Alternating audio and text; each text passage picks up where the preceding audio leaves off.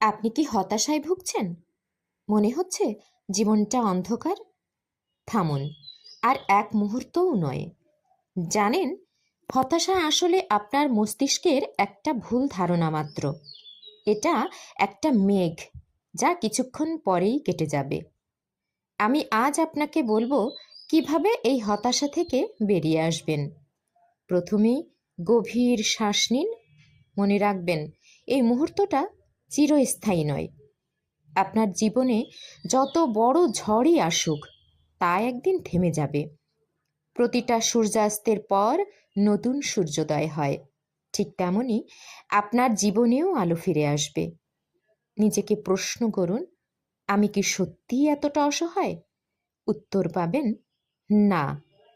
কারণ আপনার ভেতরে অসীম শক্তি লুকিয়ে আছে, শুধু প্রয়োজন সেটাকে জাগিয়ে তোলার। আজ থেকে ছোট ছোট লক্ষ্য নির্ধারণ করুন। প্রতিদিন একটু একটু করে এগিয়ে যান। দেখবেন হতাশা আপনা থেকেই দূরে সরে যাচ্ছে।